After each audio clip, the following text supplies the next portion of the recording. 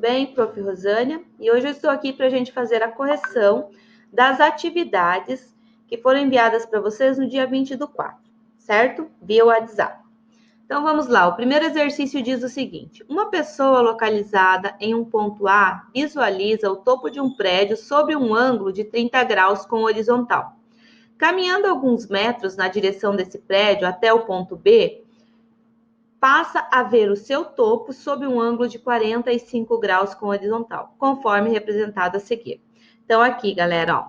Então, a gente tem a pessoa aqui, nesse ponto A, então ela está, a partir dessa horizontal aqui, ó, olhando, ela consegue visualizar o topo do prédio com um ângulo de 30 graus. Quando ela se desloca até o ponto B, ela vai formar com a horizontal, né, um ângulo de 45 para continuar visualizando esse topo, tá? Então, ela passa a visualizar com um ângulo de 45 graus.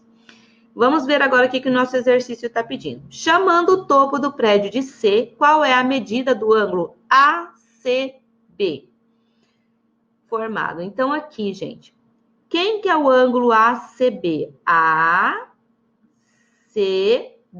Então, o ângulo que a gente está procurando, ó, é esse ângulo pequenininho aqui. Esse é o nosso valor desconhecido. Então, como que a gente faz para determinar esse valor que ele está pedindo? Vamos começar aqui. A gente sabe que a soma dos ângulos internos de um triângulo, gente, é igual a quantos graus? 180 graus. Se vocês observarem, na verdade, a gente já conhece, né, dois ângulos desse triângulo para poder determinar o ângulo C que a gente está procurando. De que maneira? Então, nós já temos um ângulo de 30 graus, que é o A, e o outro ângulo que a gente conhece, ou que a gente pode determinar com facilidade, é esse ângulo que é formado aqui, ó. Por que que é fácil de descobrir? Porque se vocês observarem, esse ângulo aqui é um ângulo de meia volta, certo? 180 graus. Então, quer dizer que essa parte interna aqui do ângulo B, né? Esse ângulo dentro do triângulo, ele é o suplemento desse ângulo de 45. Então, para a gente descobrir quanto que é esse ângulo ali, a gente tem que fazer o quê? Se é suplemento, quer dizer que eles somam 180. Então, se a gente pegar 180 e subtrair os 45, nós vamos descobrir quanto que mede aquele ângulo ali, ok? Então, a gente vai ter 7 aqui, que vai ficar 5, 3 e 1. Então, esse ângulo interno aqui, ó, do triângulo é 135 graus, né? Então, agora ficou super fácil para a gente descobrir o valor do ACB. Por quê? Porque os três juntos não somam 180? Então, a gente tem um de 135, deixa eu arrumar, um de 135, um de 30, e isso aqui vai somar quanto? 165 graus, certo? E agora é só a gente ver o que falta para 180. Então, nós vamos fazer a segunda continha lá, 180 menos 165 vai dar quanto? 5 não tira de 0, então a gente vai emprestar. Vai ficar 10 tira 5, 5, 7 tira 6, 1 e 1 tira 1, 0. Então, quantos graus mede o nosso ângulo ACB? 15 graus, que é a primeira alternativa da nossa questão, ok? Vamos lá para o segundo, bem simples, né, gente? É mais complicadinha a interpretação do que a resolução. O exercício 2 diz o seguinte: uma folha de papel com formato quadrado foi dobrada da seguinte maneira. Então, pegou um quadrado, dobrou ao meio, virou um retângulo. Esse retângulo foi dobrado ao meio, virou um quadrado. E esse quadrado foi dobrado na diagonal, certo? E formou um triângulo. Qual é a medida do ângulo formado entre as marcas das dobras na folha de papel? Então, ele quer saber em relação a essa última dobra aqui, gente. Qual que é a medida dos ângulos? Então, como vocês viram ali, a gente teve a formação de um triângulo. E esse triângulo é um triângulo bem característico, tá? Ele é o triângulo que a gente chama de isósceles. O que é um triângulo isósceles? Tem os lados, dois lados de mesma medida, certo? E todo triângulo isósceles tem uma característica bem importante para nós aqui, que é ter os ângulos da base de mesma medida, tá? Beleza até aqui? E como que eu vou fazer para descobrir o valor desse ângulo, prof? Se vocês analisarem esse triângulo que foi formado, ele veio de um quadrado, né? Então, o que a gente sabe? Que esse ângulo aqui, gente, é um ângulo de 90 graus. Então, na verdade, a gente já conhece a medida de um ângulo, 90 graus. E a gente sabe que a soma dos três ângulos do triângulo é igual a 180. Então, nós poderíamos dizer que aqueles dois ângulos da base é o quê? 180 menos 90, que vai dar quanto? 90 graus, ok? E como a gente já falou antes, os ângulos da base, né? Esse ângulo e esse ângulo do triângulo, eles são o quê? Congruentes, né? Então, esses ângulos, eles têm mesma medida. Logo, são dois, então, o que a gente vai ter que fazer? 90 dividido por 2. Então, os ângulos formados na dobra do papel é de quanto, gente? 45 graus cada um, ok? E a nossa alternativa correta é a quarta alternativa do nosso exercício. Então, vamos lá para o exercício 3. Sabrina desenhou uma versão simplificada da Rosa dos Ventos, que indica os 4 pontos cardeais e os 4 colaterais, formada, portanto, por 8 pontos consecutivos: norte, nordeste, leste, sudeste, sul, sudoeste, oeste e noroeste. Os ângulos entre esses pontos têm mesma medida, conforme mostra o desenho de Sabrina a seguir. Qual é a medida do menor ângulo que separa as semirretas que representam a direção sul e sudoeste na figura acima? Então, gente, o que nós temos que tirar do exercício aqui? Que todas as distâncias entre aqui as semirretas são todas iguais, certo? Então, essa abertura aqui de uma para outra é sempre igual. E o exercício nos pede o quê? A distância entre sul e sudoeste, que é esse X que a gente quer descobrir, ok?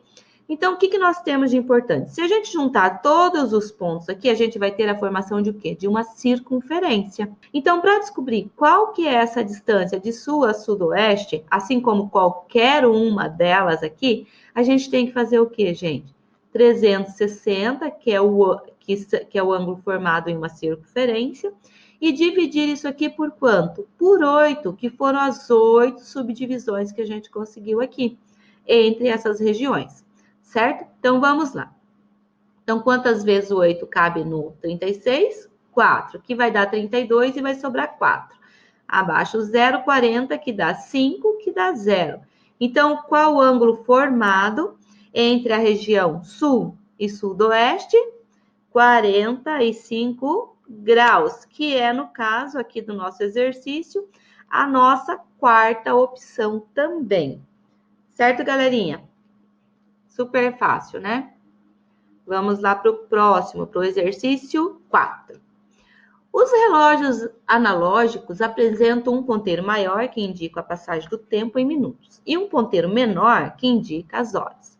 Cada um deles varre o mostrador em determinado período de tempo e, conforme se movimentam, entre eles se forma um ângulo. Qual ângulo pode ser observado entre os ponteiros quando o relógio marca 13 horas? Então, é nesse relógio aqui, certo? A gente quer descobrir quem? Esse ângulo aqui. Então, vamos analisar, gente, o relógio. O relógio é uma circunferência, certo? Logo, quantos graus ele tem? 360 graus, ok? Quantas horas um relógio marca, gente? 12 horas. Então, para eu poder descobrir a inclinação, ou seja, a abertura de um ângulo de 1 hora, né? Entre 1 hora e outra, o que eu tenho que fazer? Dividir 360 por 12, certo? Vamos lá. E assim a gente vai descobrir qual é a formação aqui desse ângulo.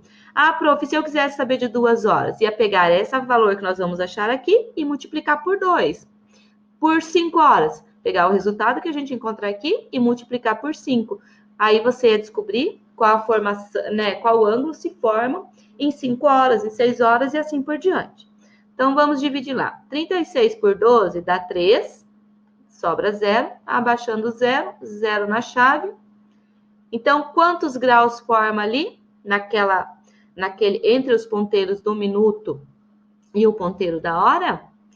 30 graus. A nossa terceira alternativa ali do exercício.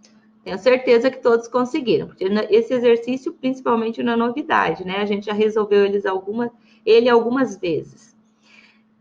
Vamos para o 5. O 5, gente, é mais teoria do que cálculo, tá?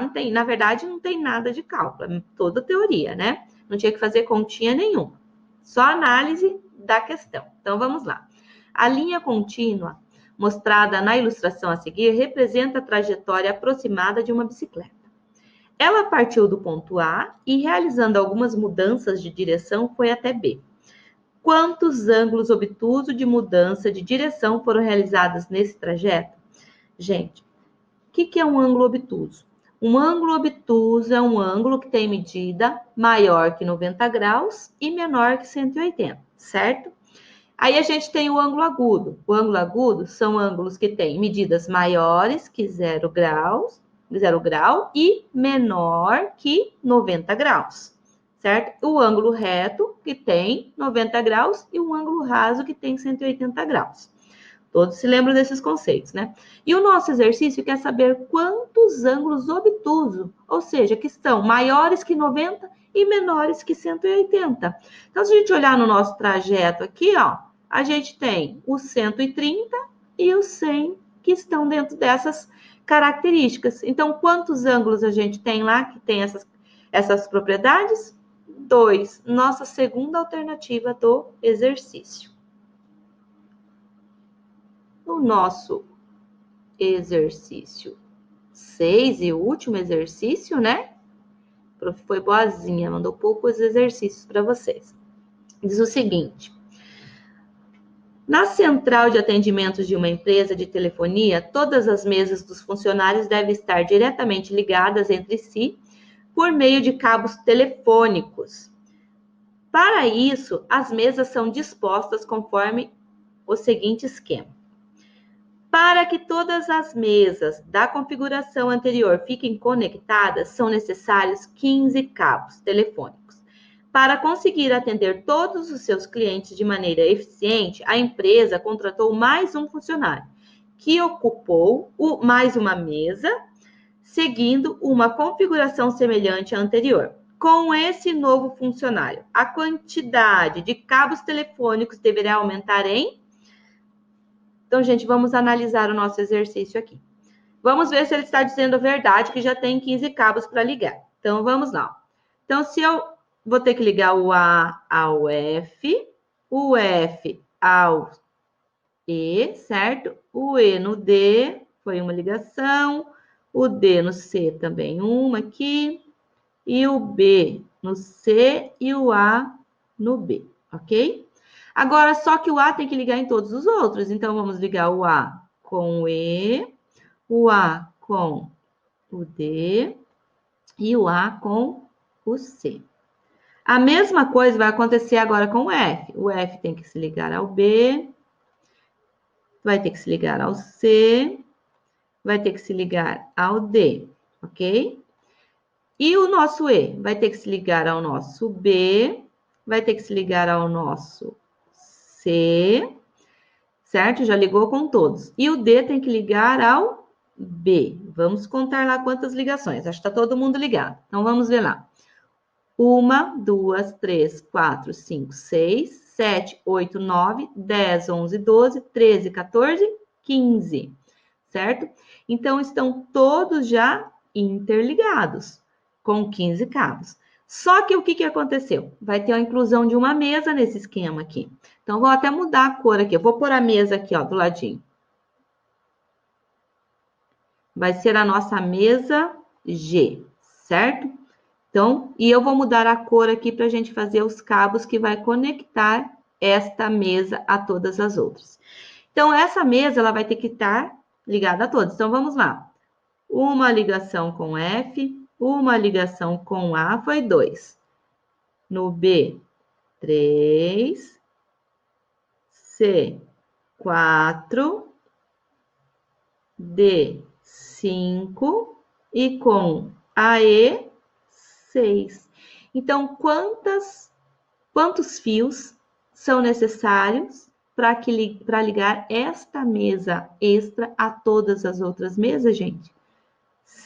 6 cabos, né, telefônicos. E a nossa alternativa é a segunda alternativa do exercício. Tranquilo?